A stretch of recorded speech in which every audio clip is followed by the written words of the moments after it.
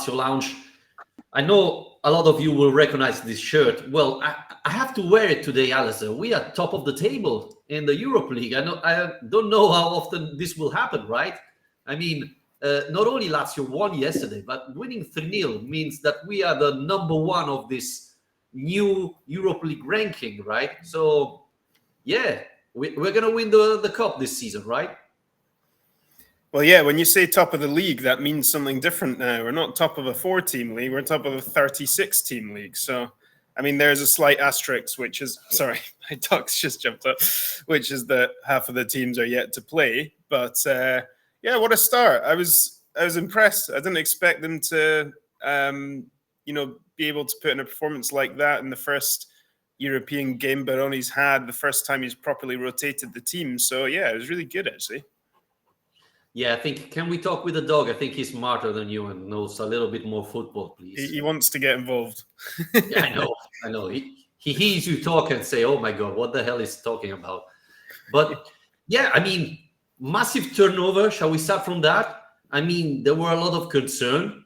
Pretty much only 3 players starting from Fiorentina Lazio started yesterday. And one was Provedel that we were all hoping, I think, to be on the bench and to see Manda start. Instead, Provedel played yesterday, and what a game he had. I mean, he made a couple of terrific saves, Alasdair. So there were concern about this massive turnover, but in the end, Baroni was right.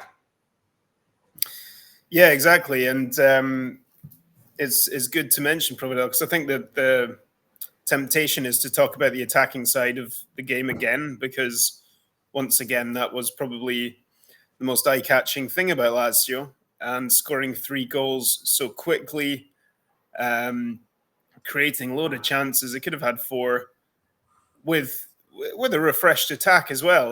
But Provedel, I guess he is kind of under a bit of pressure, because Manda's there now as someone who's breathing down his neck, who we know can do a good job.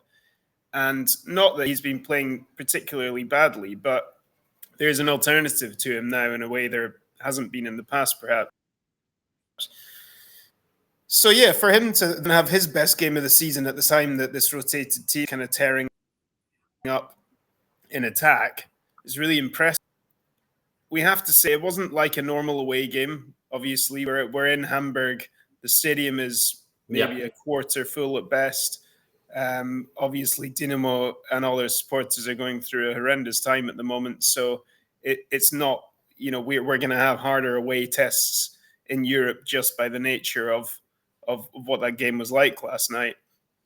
But yeah, I think Dynamo are a better team than they looked. So they're not a minnow who we've destroyed. That's a decent team there that Lazio have just dispatched pretty brutally. So I think ideally you would like them to not give away quite so many chances. Ideally, you would like Noslin to not get sent off immediately after coming on. But the positives are definitely outweighing the negatives on this one. I mean, the word today is clean sheet. Finally, a clean sheet this season, Alasdair. This is the biggest news of the day, I would say. I mean, we were used to see Lazio scoring, but finally not conceding a goal. That's big news, even because we rotated a lot, even in defense. And as you were mentioning, Dynamo Kyiv is a good team. Now I know that a lot of people will say, they are poor, etc., etc. They nearly qualified for the Champions League. So they beat Rangers. I know you know a little bit about this team. So they had a good run in the Champions League. They are top of the table in the Ukraine League. Yes, it's not a huge league, but it's still important. I think they are 5. They won the last 5. So they are a good team. And it was encouraging to see finally our defense not conceding, playing well. I think after the 3rd goal we scored, we had 10 minutes where it looks like we were out of the game. But finish without conceding a goal, I think it's very important and could give a little bit of confidence to our defense looking forward, looking to Torino Lazio, that is a very complicated team. So very positive sign, not only from Provedel. I thought Romagnoli yesterday had the best game of the season. I know it's very early, but he was benched on Sunday, and I don't think it's a casualty that first game he played after being benched, and it's been his best. Yeah, I was going to make some sort of comment about beating Rangers not being a huge achievement this season, and then I remembered that Ross County lost 6-0 to them like 2 weeks ago. So forget about that. But yeah, I wanted to ask what you thought though about, because definitely, the clean sheet is huge. With this rotated defense, with Maricic and Pellegrini getting a chance, with Vecino even coming into midfield. But I was wondering as I was watching it, that was more of a 4-3-3 or a 4-2-3-1, because Dele-Bashiru, playing him as the kind of advanced attacking midfielder is different to having Dia there, who's more of a natural striker. So as a result, I think it looked like a more orthodox setup, perhaps, than Lazio have looked tactically up until now.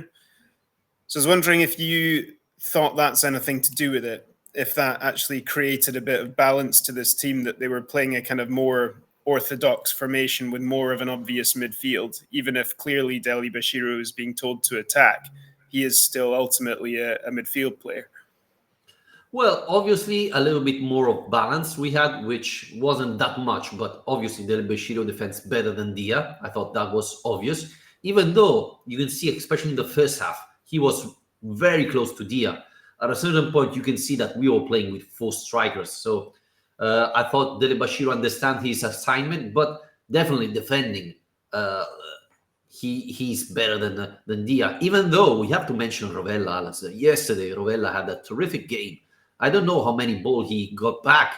And one of my biggest concern was Vecino. He's not a real defensive midfield. Let's be honest. So I was concerned to be off balance, even with Dele-Bashiru playing instead of Dia. But Rovella had a terrific game, and that helped us a lot.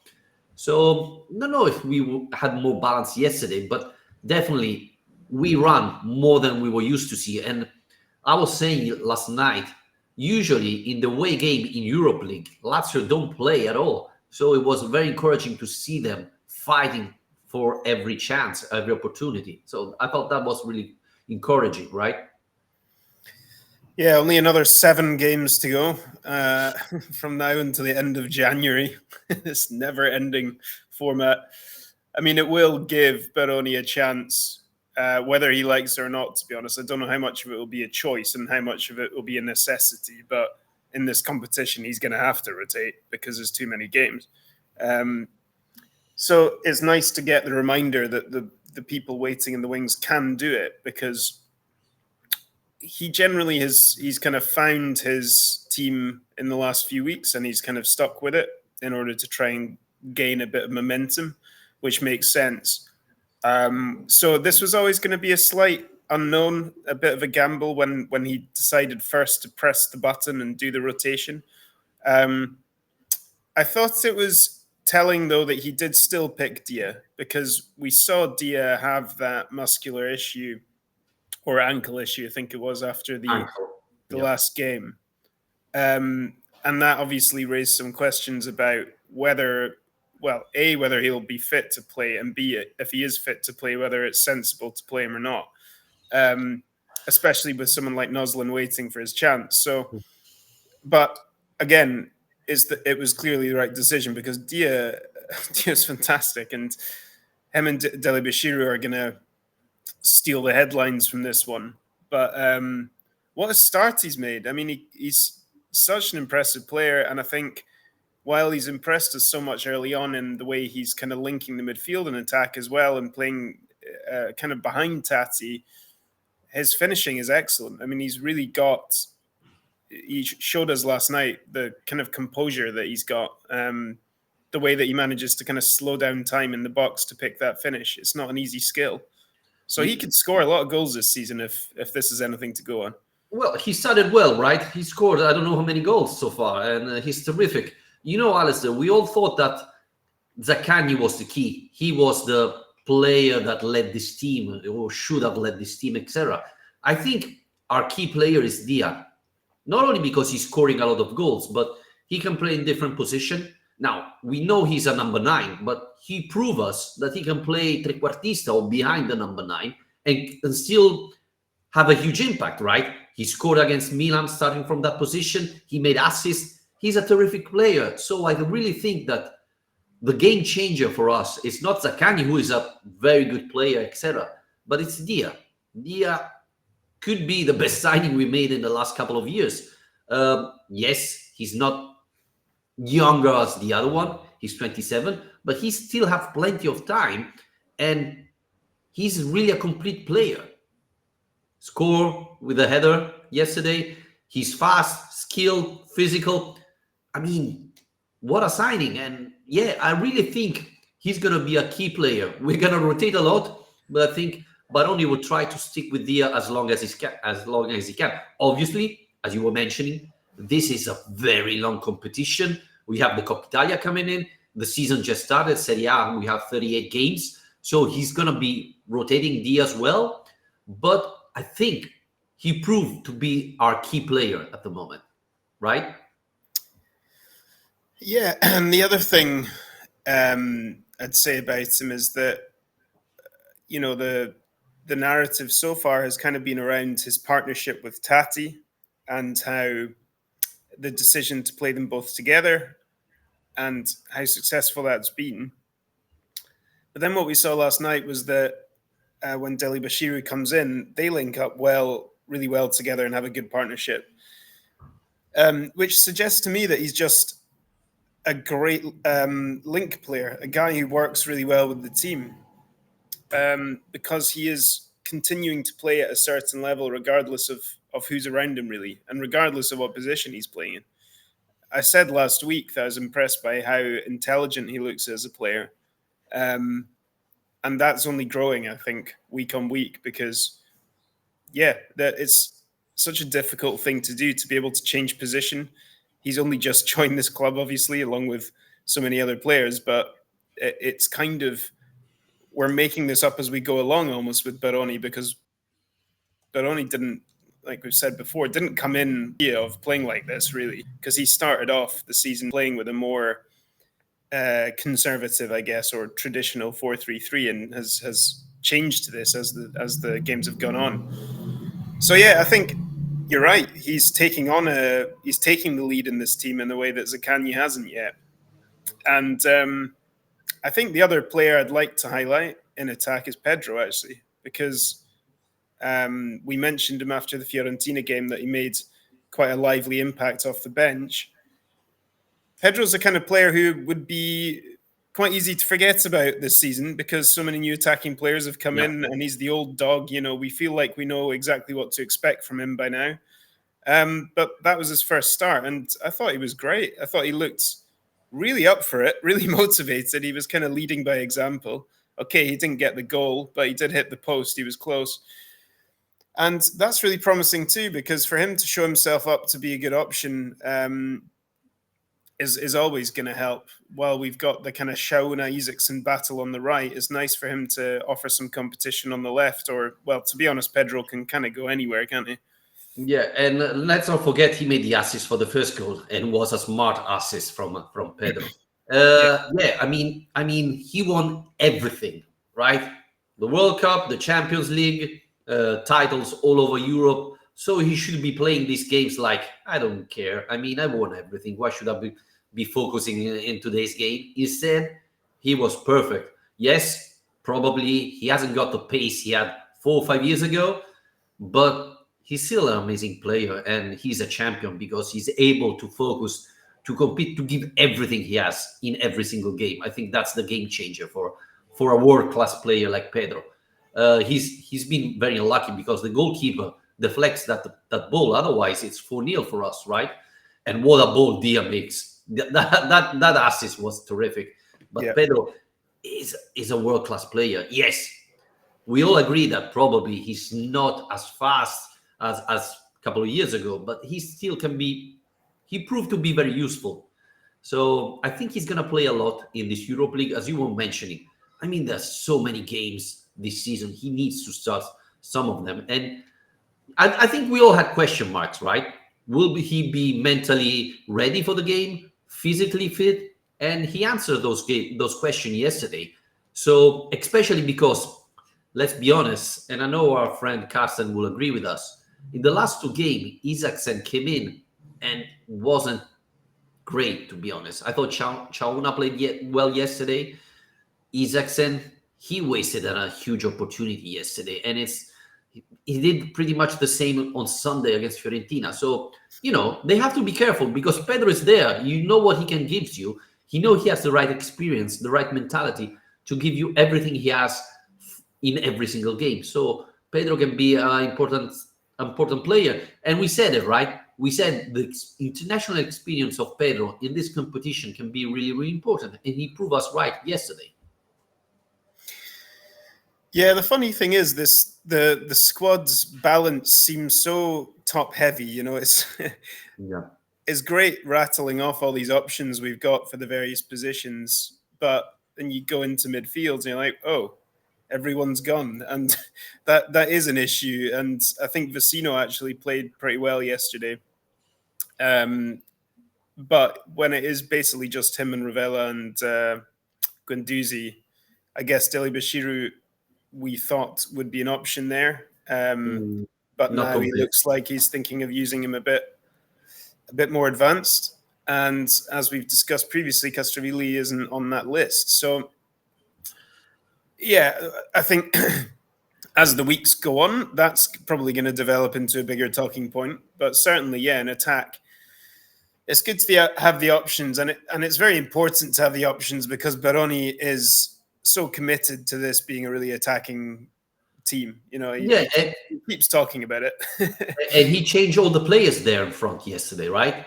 Yeah. He took off Dele-Bashiru, Chauna, and Pedro. And I think they're going to run so much that in every single game, he's going to switch all those players. Very important, I think, to mention is that Guendouzi yesterday didn't play. And I think this is important because he played every single game. He needs to rest a little bit. But Alasdair, you're talking about concerns. I think the biggest concern is our defenders. I mean, yesterday, Patrick has been subbed because he had a little injury. Gigot wasn't even on the bench. I hope we are not going to Turin on Sunday with just two central defenders. Because if Patrick is out and Gigot is still not ready, then we have only Hila and Romagnoli, which isn't enough. I mean, are we going to do another time with Marusic as the only option on the bench? And let's remind everybody, Marusic is not a central defender. He can play there, but it's not his role. I mean, we said it all summer long, right? We need 5 central defenders. Patrick is injury prone. Gigot is a question mark. Gil as well started the season injured.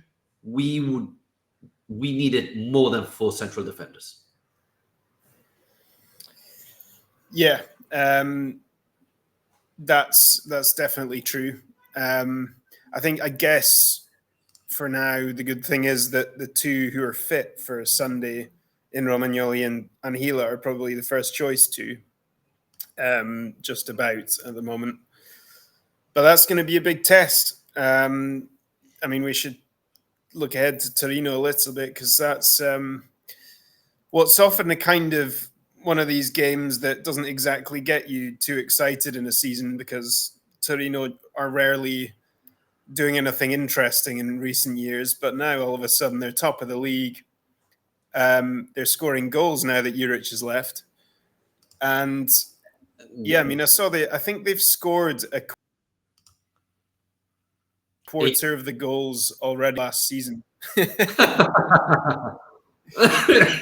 And the miracle is the Paolo Vanoli is somehow getting Shea Adams to score goals, which, trust me, as a long-suffering Scotland fan, is no small feat. So, well, my son is so happy. He took it at fantasy football, and he is winning every week thanks to your friend, your Scottish friend. It's a miracle. Really? Yeah, I mean, with Adams and Zapata, and to be honest, they are playing quite attacking football as well, and they've got two strikers who are confident in good form. They're a handful of physical, so I think that is going to be a big test for Romagnoli and Hila. They have to. And Alasdair, playing against Torino in the past year has always been a challenge for us, right? We always struggle, especially in the away game. Now it's funny because Juric is not there anymore, and they're playing even better. But it's a completely different system, right? Juric was a very defensive mind manager. Now Vanoli is, I would say, completely different type of manager. And still, it won't be a very complicated game. Vanoli had all the week to prepare for this game. Baroni will start only this morning, hoping they are back to Rome. And again, question mark. Massive turnover again? I think so. I think we're going to rotate. Let's not forget that Thursday we're playing at home, 6:45, terrible time, against Nice, who drew yesterday. So I think we will have to play turnover again. And, a lot of our listeners were asking why Lazio is playing every game, why Lazio is starting every game. I thought Maruzic yesterday answered everybody, right, why Lazio is starting. Because Maruzic has been good enough. I thought yesterday he was the worst player on the pitch for us. So, well, he doesn't suit this type of football as much, though, does he? I mean, I think when you're wanting to attack, you're wanting to get crosses in the box, you're wanting to move the ball quickly up the pitch and go through from one phase to the next. He's not really that kind of player. I think he's a good player. He's a solid, dependable defender generally, but he's not necessarily cut out for this kind of gung-ho attacking style. Torino haven't had all week, though. You're forgetting they have played in the Coppa Italia, and they did actually lose. Yeah, so it was actually their first defeat of the season at home to Empoli on Tuesday. Which is even worse for us, right? Now there will be even more focus to the Sunday game. Well, it depends if you want a positive or a negative mindset. Always negative. You'll be really tired. But Shea Adams scored in that game as well, so the man's on fire. But yeah, I mean, I think these lunch matches, as they like to call them, can be a bit tricky. I don't know. There's just something about them where they just so often feel like a really sleepy affair. I don't really like that kickoff time, and it's kind of annoying getting two in a row. I don't know if you agree. I just find I've never actually stopped to look at if this is true or not. I just have this feeling that whenever there's a 12:30 kickoff, it's a really can be quite a slow game, and it would take a while to get going, or there's just something about it. Yeah, I mean, for you it's breakfast game because you just wake up, right? 12 o'clock is you just started waking up. But I mean, against Fiorentina was a weird game. We started pretty well, but in the second half we slowed down too much. Luckily it's not hot anymore, because I mean, if we played that lunch match at 12:30 1 month ago, we would have died on the pitch. So this is definitely something better. Do you start Dele-Bashiru on Sunday after the performance he had yesterday, or do you go again with the Castellanos Dia? Because one other thing we didn't talk about, it was good to see Castellano playing yesterday. He didn't pretty much touch the ball, but it was very positive to see him coming back after the injury. I think he'll go back to Tati and Dia together. I think it's important to see when you're rotating these players in that they're performing well, but it doesn't necessarily always mean that they're going to keep their spots, especially when, like you already said, we've got another European game next week against a Nice team. I'm pretty sure did they not win like 8-0 last week? I'm pretty sure I read that somewhere. So yeah, it's a tough run of fixtures. So he does need to be careful with the way he's doing it. And I expect that he probably will kind of think that that's the way forward, which is seeing this as kind of the European team for now, and going back to more of what we've seen in the league on Sunday. That said, I mean, I don't know how long Dia can keep it up for. We've just spoken about how important he is, but he's not. We've got to be careful with him. He's not one of the youngest players in this team. He's not ancient, but it's just asking a lot for him to be playing absolutely every game. And Noslin, I guess that's the other thing, is that Noslin is now going to be suspended in Europe, which is just so stupid. We haven't spoken about that yet, but God. That's exactly the competition where he's going to get opportunities. So for him to come on, elbow someone in the face, get a red card, and pick up a suspension isn't going to help him get into this team. It was a soft red card, but I think you cannot argue with that. And I had the impression that the ref was looking forward to send someone off of our team after he gave that red card to the Dynamo Kyiv player. Um, Very silly. I think he's going to start on Sunday, though, Noslin, as he's not going to be available on Thursday. Do you think so? Start? I mean, it's a big game to start him in, I know. considering he's not been brilliant recently. Well, I think Zaccagni will start. So In what position, though, would you put him, like on the wing or as one of the strikers? No, on the wing. I think Dia Castellano will start, Zaccagni on the left, and probably Nosley on the right. I mean, we mentioned Isaacs, and I thought Shauna played well yesterday. He went quiet in the second half, which is probably the reason why Nosley is going to start on Sunday. And I think he's going to get two match in Europe League probably for the elbowing. So he's going to miss 2 games, and probably Baroni is going to start him on Sunday. He needs a good match. He needs a good game, because I'm thinking he's losing confidence. And for a striker or winger, it's very important to have confidence. And the start of the season has been terrible for him. I feel a little bit sorry for the player, because he looks like a nice guy. But what he did yesterday was really stupid. I know he didn't do it on purpose. He didn't want to injure anybody, etc. It was a coincidence. But in Europe League, you shouldn't be doing these silly mistakes, and it's going to count. So I hope Sunday he start. I feel he's going to start. I hope not. But if he's going to start, I hope he has a terrific game. I think what didn't help him was that he seemed to look at the defender first. Yeah. Which means you can't necessarily claim you had no idea they were there, kind of thing. I mean, no justification. That was a red card. Yeah. I think considering how many new players came into this team and the kind of variety of ages and experience in clubs they've come from, we were never going to have everybody hit the ground running in the way that Dia has. I think Dia has just set the standard really high.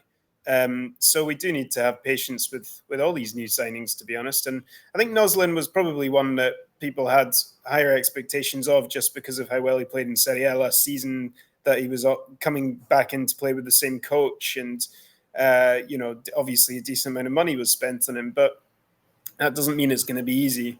And in a way, the fact that he's versatile enough to play as a striker or a winger, it could make it harder for him, because there's no obvious thing for him to focus on in this team, and he needs to find his space, find what he's strongest at. And obviously at the start of the year, that was playing on the right wing, and more recently moving into the centre. And so I think he's probably still finding his feet a bit. I agree. What Baroni mentioned as one of his strengths, I think could be an issue, because Baroni said he can play every single position.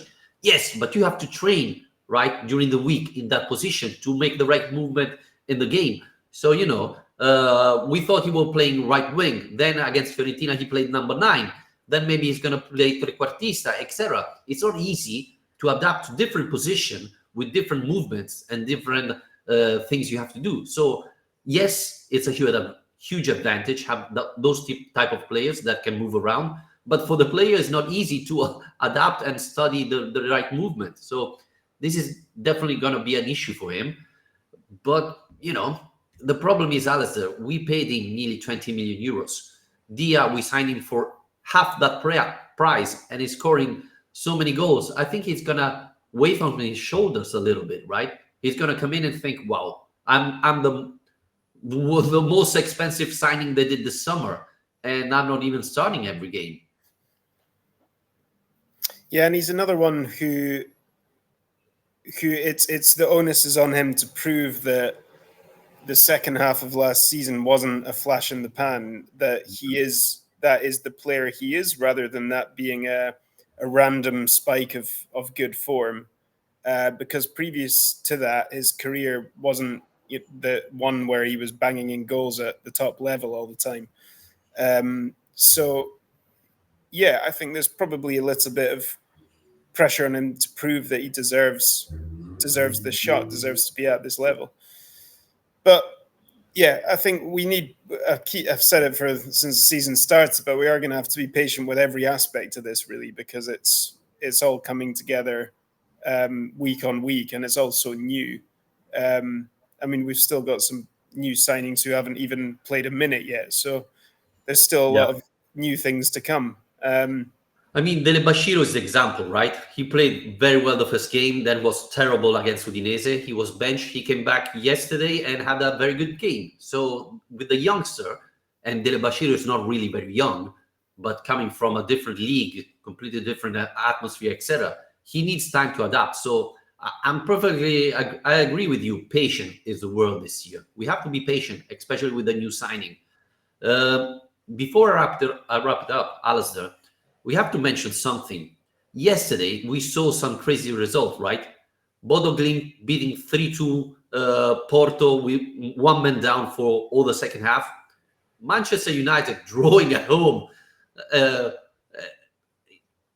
I was expecting Lazio to be Is one that of the crazy? Well, I mean, it was funny because before the game, Sky was saying, well, the best team in the Europa League is Manchester United. They're the favorite to win this league, etc., etc. And then, I mean, we were used to be on that side, right? The favorite team who suddenly collapsed against a weaker team. It was good for once to see Lazio not only maintaining the promises, but even play even better than expected, right? In Europe. Yeah, and getting some plaudits too, especially in a week where there's no Champions League. It's this weird situation where everyone's focus is on the Europa League this week because there's nothing else to look at. And so, yeah, to be playing that kind of brand of football and for people to actually be paying attention to it is quite nice, quite gratifying. But yeah, I mean, like I said before the game when we were previewing it, it's not a must win for the simple reason that there are so many matches.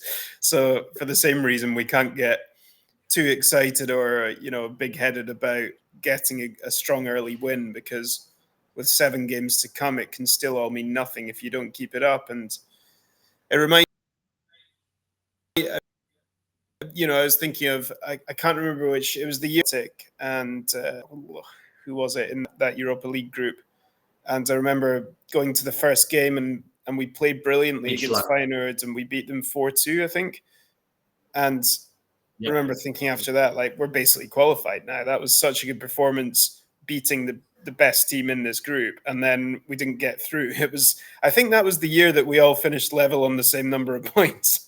But that year we lost 5-1 against Midtjylland away. So, yeah, exactly. Where he had that terrific game. And one thing very important about yesterday, the goal difference is going to count for me. So being 3-0, 3 goals scored and no one conceded, obviously you have to keep it up, because if you lose against Nice 4-0, then it's over. But this could be a big advantage. And this could be interesting because we hopefully going to score a lot of goals. So with all the team together and just the top 8 reaching the bypassing the playoff, the goal difference, I think, could have a huge impact. So this is something we have to consider going forward.